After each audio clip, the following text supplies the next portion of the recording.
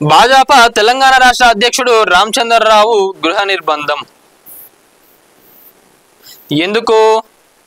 ఎందుకంటే బంజారా హిల్స్ లో ఉన్న పెద్దమ్మ తల్లి గుడి, ఇది ప్రతి ఒక్కరికి తెలిసిందే. ఎందుకంటే గత కొన్ని రోజుల నుంచి కూడా అక్కడ 12 ఎకరాలలో 100 సంవత్సరాల నుంచి కూడా అక్కడున్న స్థానికులందరూ, అంటే అప్పటికిక్కడ ఎమ్మెల్యే కాలనీలు ఇవంటి ఏవి లేవు, ఇక్కడ పొలిటీషియన్లు వీళ్ళందరూ కూడా ఎవరు రాలే. అంటే ఎమ్మెల్యే కాలనీలో పెద్దమ్మ తల్లి టెంపుల్ ఉన్నది. ఆడ 100 సంవత్సరాల నుంచి కూడా వచ్చిన వాళ్ళందరూ కూడా ఆడ పూజలు చేసుకుంటూ, అమ్మవారిని కొలుసుకుంటూ, బోనాలు చేసుకుంటూ అన్నీ నడిపిస్తున్నారు. ఈరోజు మనం చూసుకున్నట్లయితే రియల్ ఎస్టేట్ వాళ్ళకి అప్పగించాలని చెప్పి ఆ భూమిలో ఉన్న 12 ఎకరాలలో ఉన్న భూమిలో అమ్మవారి గుడిని ధ్వంసం చేసిండ్రు. గవర్నమెంట్ మరి ఇంకో ముచ్చటి ఏంది, గమ్మత్తైన ముచ్చటి ఏంటంటే గవర్నమెంట్ రూల్ ప్రకారం, అంటే వీళ్ళు పోయి గవర్నమెంట్ని అడిగితే సరే ఓకే మీరు అక్కడ వేసుకోండి అని చెప్తే వీళ్ళు ఆడ స్లాబ్ కూడా వేసుకున్నారు, ఒక ఫ్లోర్ అంతా స్లాబ్ వేసుకున్నారు.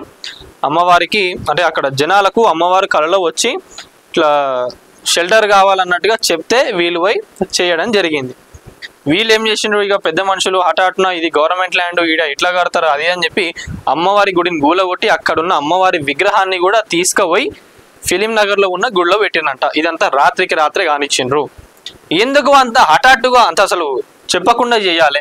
నిజంగా అంత ధైర్యం ఉంటే పొద్దున్నో లేదో జనాల మధ్యలో లేదా వాళ్ళని అడిగన్నా చేయొచ్చు కదా. లేదు అంటే అంత అర్ధరాత్రి వేసిండ్రు అంటే దాని వెనకాల ఏ పెద్ద మనుషులు ఉన్నారు, మరి ఎవరికి ఆ భూముల్ని కట్టబెట్టాలని చూస్తున్నారు? అంతగానం ఏమున్నది ఆ భూమిలో వాల్యూ అంటే ఆ భూమి వర్త్ వచ్చేసి ఆడ గజం, మనం బంజారా లో చూసుకున్నట్లయితే గజం 3 లక్షలకు పలుకుతున్నదంట. అంటే అన్ని ఎకరాలకు ఆల్మోస్ట్ 3000 కోట్ల వర్త్ ల్యాండ్ని ఈరోజు ఎవరి కోసం అప్పగిస్తున్నారు? ఈ 3000 కోట్ల కోసం అమ్మవారి గుడిని కూలగొట్టింది ఎవరు ఆ పెద్ద మనిషి వెనకాలండి నడిపిస్తున్నారు? దీని గురించే ఈరోజు అక్కడ స్థానికులందరినీ కూడా మరి గవర్నమెంట్ కూడా దిగి వచ్చి ఏమన్నది, గుడికి 200 గజాలు జాగిస్తామని చెప్పింది. మరి అక్కడ స్థానికులందరూ ఏమంటున్నారంటే ఇదంతా గవర్నమెంట్ అసలు ఏం చెప్పలేదు, గవర్నమెంట్ పుకార్లు ఆవిడున్న నాయకులు చెప్తున్నారు. ప్రజాప్రభుత్వంలో ఉన్న అక్కడ లోకల్ ఎమ్మెల్యే, కార్పొరేటర్, మేయర్ ఎవ్వరు కూడా స్పందిస్తలేరంట. అపోజిషన్ పార్టీ వాళ్ళే వస్తున్నారంట. ఈరోజు బంజారా హిల్స్ లో ఎమ్మెల్యే కాలనీలో 4 మూలల అంటే టెంపుల్కి 4 దిక్కులు కూడా మొత్తం భారీ బందోబస్తుతో ఆడ ఆల్మోస్ట్ 100కు మంది పైగా స్థానికులందరినీ కూడా అరెస్ట్ చేయడం జరిగింది.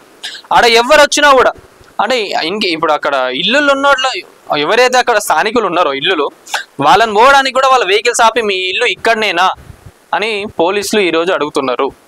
అంటే ఒకరు వాళ్ళ ఇంటికి వెళ్ళడానికి కూడా వాళ్ళ పర్మిషన్ తీసుకొని పోవాల్సి వస్తుందంటే ఎంత ఘోరంగా ఉన్నదో ఆలోచించుకోండి.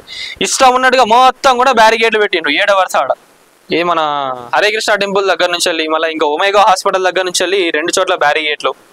ఏంది అసలు ఏడబోతున్నారు? ఒక టెంపుల్ని కూలగొట్టేంత అవసరం ఏమొచ్చింది?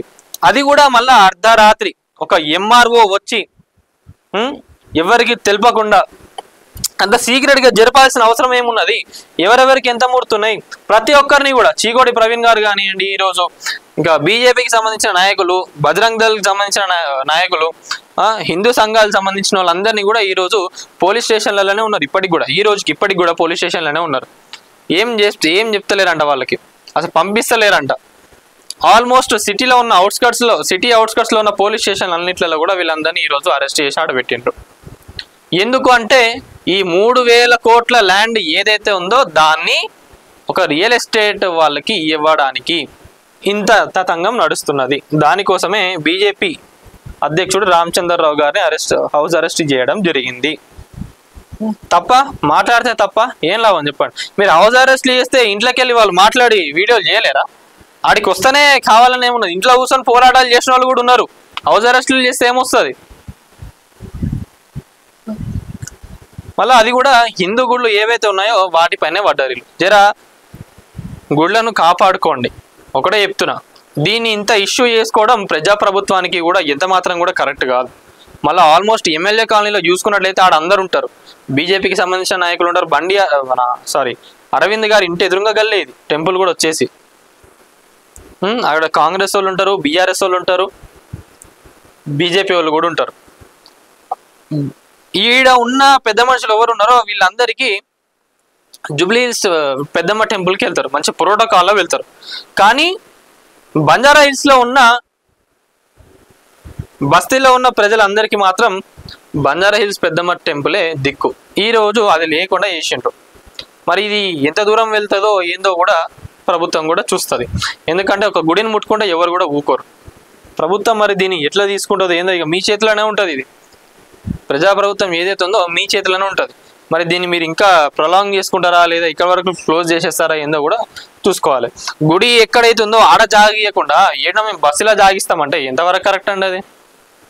ఇప్పుడు మీ ఇల్లు ఇటు ఉంది, కూలగొట్టి వేరే దగ్గర జాగిస్తామంట కట్టుకోపో అంటే ఊకుంటారా? ఎవరైనా ఊకోరు కదా. మళ్ళీ అది కూడా గుడి, మళ్ళీ అమ్మవారి గుడి ఈడ కూలగొట్టి మేము వేరే దగ్గర ఇస్తాం అక్కడ కట్టుకోపోండి, ఈడ మాకు రియల్ ఎస్టేట్కి ప్రాబ్లం అవుతుంది, ఇక్కడ మా వెంచర్ వస్తుంది అది అంటే ఎంతవరకు కరెక్ట్ అది? జర ఇట్లాంటివి అని ఉంటే పక్కకు పెట్టి గుడికి కావాల్సిన జాగా ఏదైతే ఉందో అక్కడ ప్రజలు ఏదైతే అడుగుతున్నారో దాన్ని ఇచ్చేసేయండి. అది ప్రతి ఒక్కరికి మంచిది. లేకపోతే అమ్మవారితో ఆడుకున్న వాళ్ళు ఎవరు కూడా ఈరోజు ఎట్లున్నారో ఏందో ప్రతి ఒక్కరికి తెలుసు. దేవుళ్ళతో పెట్టుకునేటోళ్ళు జర అందరు హెచ్చరిస్తున్నారు. జర ఇట్లాంటివి అని ఉంటే మానుకోండి. అమ్మవారికి రావాల్సిన జాగా ఏదైతే ఉందో అది ఇచ్చేసేయండి.